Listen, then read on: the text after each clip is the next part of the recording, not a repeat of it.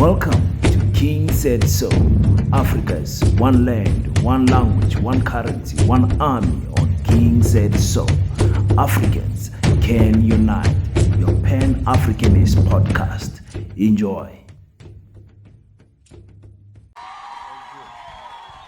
Amandla, Amandla, Viva EFF, Viva, Tata EFF, Tata, down with Ramaphosa, down with Ramaphosa, down with IFP, down with DA, down. Thank you very much, Siyabonga, Slalo, Umongezi, and our leader, Vuyani Pambo. We want to greet all of you, and I'm not here to speak today because I'm going to speak on Saturday. But I came here special to come and invite you to come to Moses Mabhida on Saturday. Because Saturday we are making history in KwaZulu-Natal. We are the leading organization in KZN. When we said we are going to Mabhida, the ANC said we are following you to Mabhida. The IFP said we are also going to Mabhida. And people were complaining. I said, why are you complaining? They are following the leader. The leader said he's going to Mabhida. They are all going to Mabhida. Because the EFF is a leader of society, whether they like it or not. We are here to provide solutions to the problems of our people. We said to Parliament, please increase the social grants. They said, why? We said, when you give old people more money, you are guaranteed that that money is going to feed the black children. Because when you give old people money, they don't gamble with that money. They buy a bag of meal and put it behind the door so that our children can be well fed. Imagine if you take that amount to 4,500 per person per month. If they could do so much with little money, how much can they make if you give them more money? We want children to also have support. Their child grant must be doubled because we believe that children must be looked after if you want to fight the problems of society. Today we are complaining about crime. It is because these children eat at school, but when they arrive at home, they are not sure of the next meal. They are not sure whether they are going to eat or not. On their way home from school, they commit crime and then come back home and behave like they are innocent because of poverty. They say if you double the child grant, you are going to make people make more children. I said it's not true. My grandmother had 9 children without child grant. Money does not make children. If you are Lala Nje, you won't make children, even if you have money. If you sleep with your hands in between your thighs, the money won't make children for you. Therefore, money does not make children. It's people who make children. And when we say we're doubling the child grant, we're not talking to children. We're talking to people who are ready to make children. Children must go to school and they must learn. Because if you make a child as a child, you are a fool. Your future is destroyed immediately. So when we talk child grant, we are not talking to children. We are talking to old people who are ready. Someone says, but when people are poor, they must not make children. Why are they making children knowing they are poor? My answer to that is very simple. I was born of a poor mother. And if she had not given birth to me, my family won't be where it is today. It takes only one child to break a generational curse in the family. It doesn't matter whether you are born by a poor mother or not. You might be poor today, your mother might be poor today, only to find that you are the one who's destined to change the life of your family. Don't say people are poor, they must not make children. You want to condemn them into permanent poverty because you don't want them to give birth to potential children who can change their living conditions. So when they say to you, who's going to feed these children because you are poor, you don't have money, tell them their father Malema will feed them when he becomes president of South Africa. Because we are going to feed these children of Africa. They are our children. You look after African children, you have taken care of the future. So we are taking care of the future now. Fighters, we want RDP houses. And once you call something RDP house, people think that it's a cheap thing that you must not even put a toilet. It's not a house if it doesn't have a flushing toilet inside. Every house must have a flushing toilet inside. You can't say you are restoring dignity of people. You give them houses without toilets, or you don't give them flushing toilets. When you restore dignity, you do exactly what white people did to white people. There is no white person poor during apartheid who was ever given a house without inside flushing toilet. The poorest white person does not know a pit toilet. Leaving the hobos of white people, a hobo of a white person never forgets that is a white person. They will never wake up in the morning and take shower with cold water. They will rather ask for 100 rand on the road to go and book the cheapest lodge so that they can bath with hot water tomorrow. You say you are staying in a house. A white hobo stays in a street but lives better than you who claims to stay in a house. They don't give you a flushing toilet for 30 years. Yet they said they are coming to restore your dignity. Only animals must drop it and still see it.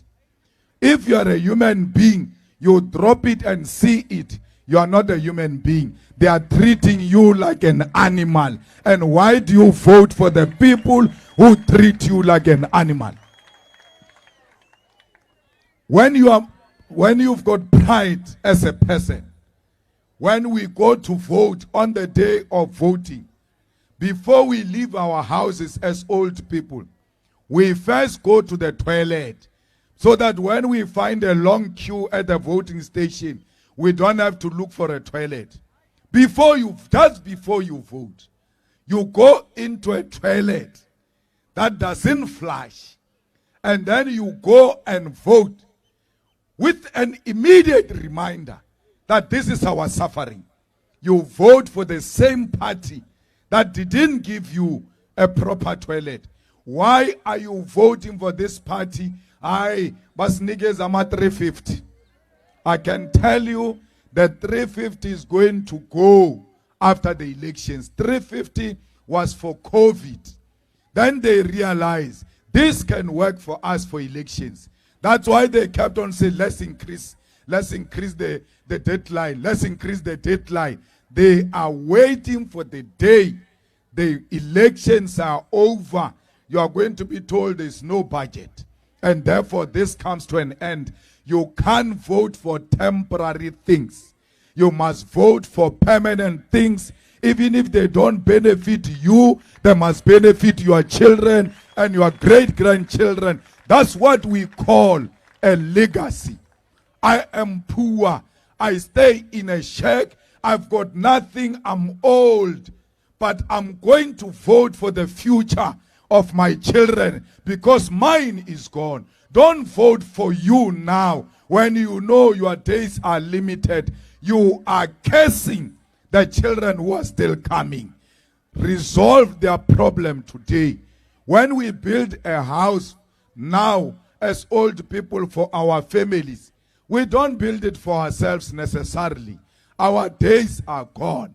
That's why we call it a family house. We build it for the future, so that future generation can say our grandfather, our grandmother left us this house. That is your legacy. When you stand up to go and vote from a shack, you must say, in my family, I'm the last one to stay in a shack. I'm going to vote for a house, so that even if I don't get it, those who are coming after me, they must find a caring government that will give them a house. When we say to you, we want to give you land, it's not because we're clownish or we like soil. Land is dignity. When you don't, land is property, by the way. These things that we build on top of land is like decoration. It's like putting a weave on your head. The weave is not you. You are yourself without the weave. So this land, it is this land without these houses. But the land is still a property. So the land is the property. And a person without a property has got no dignity. When we are saying we are fighting for you to get the land, we are saying we are restoring your dignity. That's why those people who fought in all battles against the Boers, there was never in the story of battles and rebellion about people fighting to vote. Our people never fought to vote. They were fighting for the land. And when you've got the land, you've got a dignity. That's why you can find Dala from a wedding on Saturday, tipsy or drunk, staying in a shack. When he arrives in his piece of land, very small piece of land, he stands at the gate and says, Kwamela. Because that's what the land does. It brings something in you that you are proud of. You say, even if I have nothing, at least I've got a piece of land.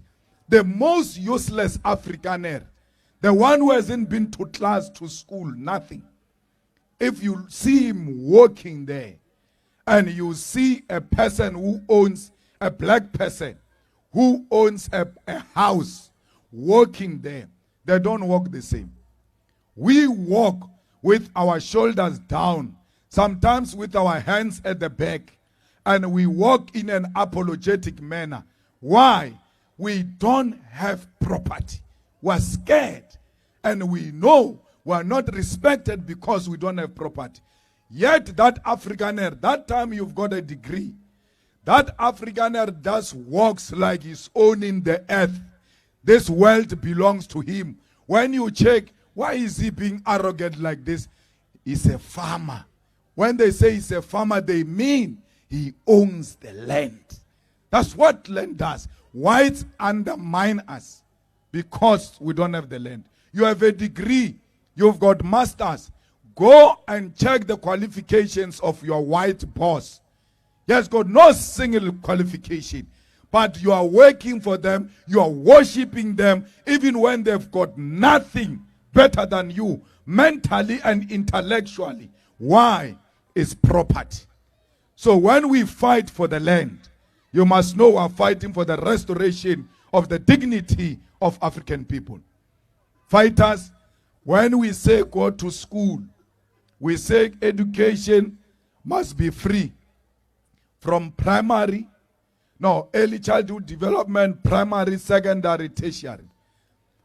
In the secondary and primary, they require uniform. They say to you, you are poor, you don't have money, don't pay school fees. You clap hands. After clapping hands, they say before the child enters this gate, he must have school shoes and school uniform, and you must pay for it. How is education free if I'm still going to pay something from my pocket? When do I become poor? When do I become rich? I'm poor during school fees, And then I'm rich during uniform. So free means from school shoes to uniform, to learning material, to school fees. Everything must come free. The whole package. The education content itself must be free. It must not teach our children to worship white people, because we need to liberate the mind of an African child. So after doing that, we say when they go to university, they must enter for free. They come from a no-fee school. They were not paying school fees in secondary. But that is in December. They were not paying school fees this December. Next month, January, when they go to university, they say, bring registration fee. Where did I get it between December and January?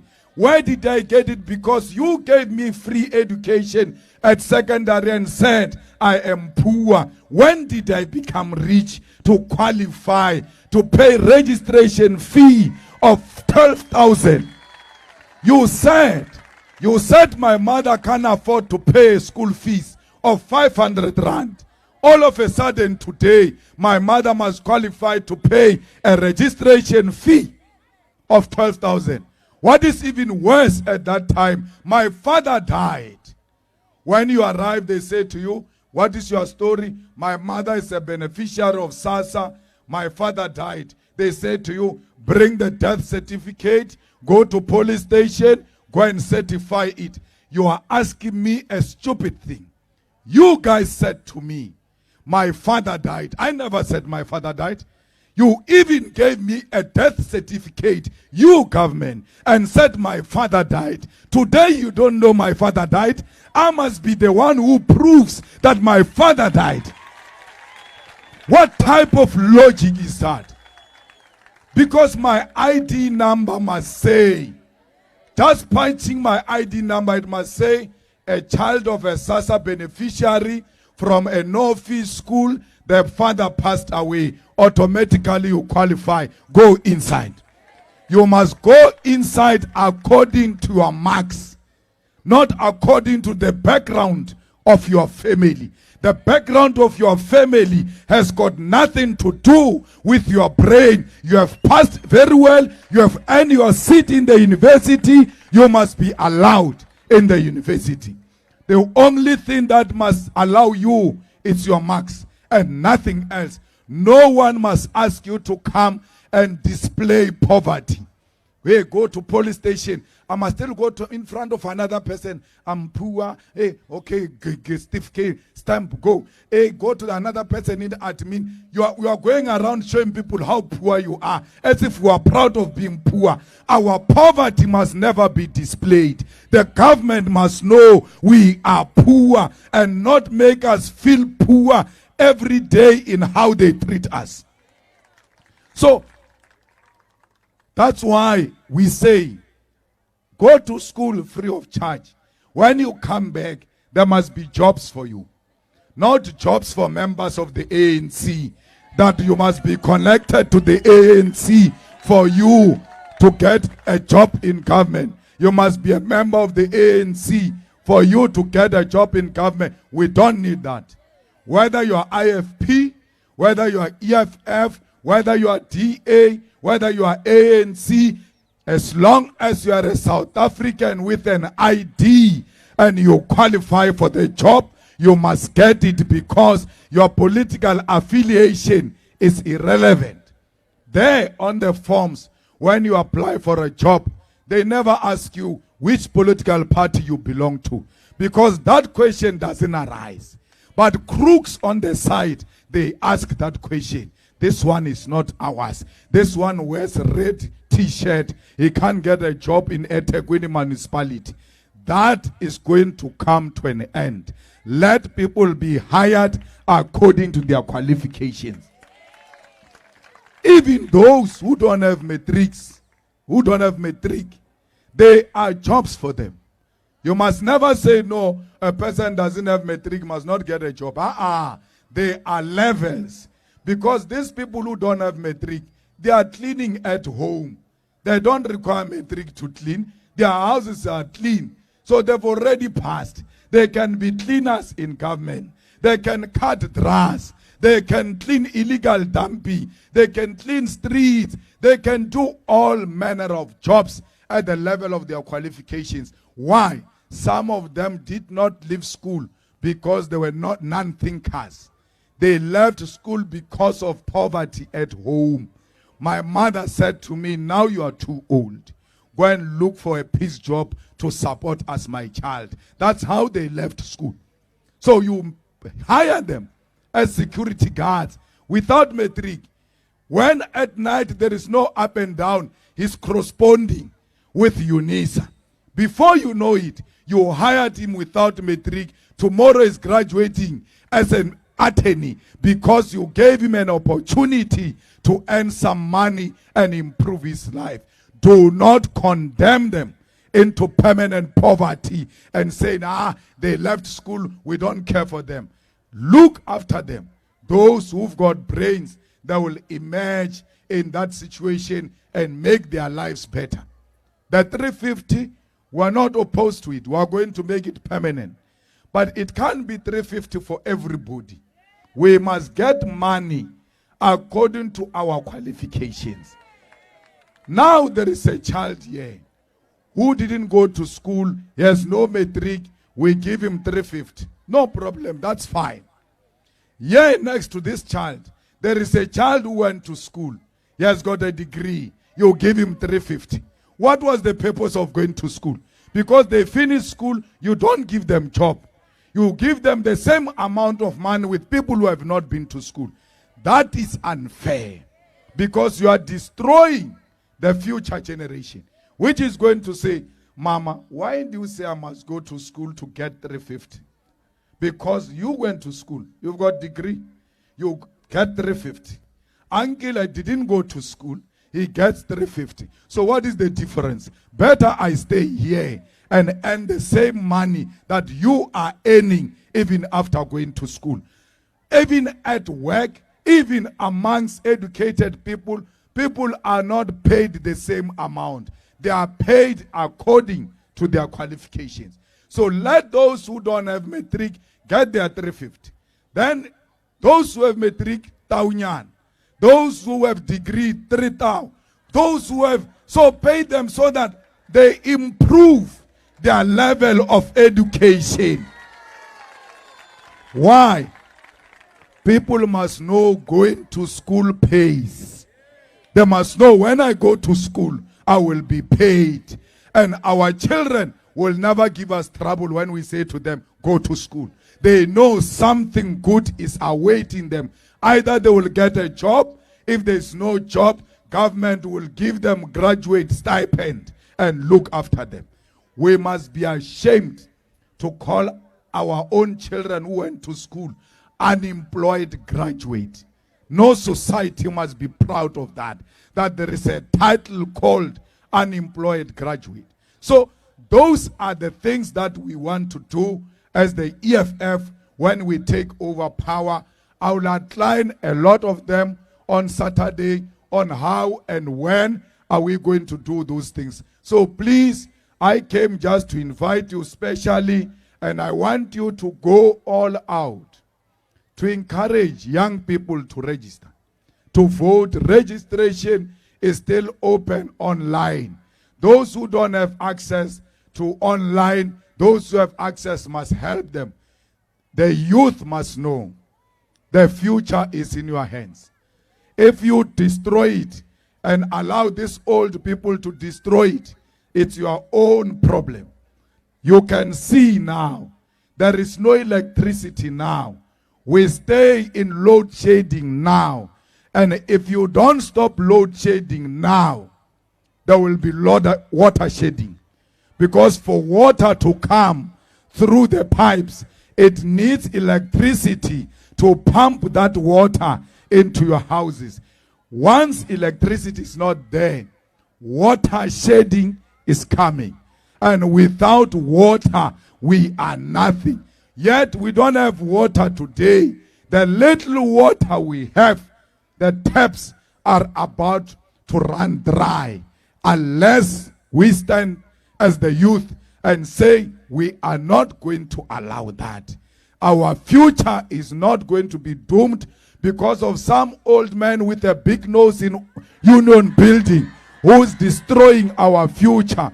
When you stand up, you must say, we are going to remove Ramaphosa, noma kanjani. We will not come back with Ramaphosa as our president because Ramaphosa has destroyed Eskom, has destroyed electricity. And when Ramaphosa took over, he had already killed people in Margan. And we said maybe that is enough. He came, is now killing people through load shedding. Remember, if a load shedding hits and you are under life support machine and the generator does not kick, you are gone. Those who are educated must do a research and tell us how many people died because of load shedding. And all of that is on Ramaphosa. Now he's tired of killing people. He's now killing small businesses because you can't have a small business without electricity. Load shedding kills business. And business, when you kill business, you kill jobs. That's why there are no jobs, because Ramaphosa destroyed everything that he found working. Transnet is gone. SAA is gone. Prasa, which used to have a long distance train from Johannesburg to Durban, is gone. The cheapest mode of transport, yet very safe. They destroyed it. The pipes are destroyed. The roads are destroyed. Ramaphosa must tell you one thing. One, what is it that you are doing right? At least one. He's got nothing. Not a single thing that he does right except to steal the money and put the dollars under the mattress and in the sofas. That's what he does. Our people are poor. How do you keep money under mattress? So, a president who doesn't know a bank, we are told you can keep so much cash. He keeps more. Nothing happens to him. Nothing. We open police case. There is evidence. He is above the law. When he became president of the ANC, white people gave him 1 billion to buy the presidency of the ANC. When we said, who are these white people? The court said, close, close, close. Don't tell them. They sealed his papers. We have a president who we don't know who gave him money to become the president. And the court said, that is good, that is fine. In a transparent South Africa. So, he has killed our democrats. Today, the EFF was supposed to be in parliament this evening, listening to the State of the Nation address as elected by our people. Ramaphosa said, I don't want them here. Because he's a coward. He's scared to face the truth face to face. He went to court. The court said, yeah, the EFF is not wanted there. We are not worried. This nonsense is coming to an end in May. Whether they like it or not, the EFF will be in parliament after May. So fighters, let's do the right thing. Let's make history at Moses Mabhida.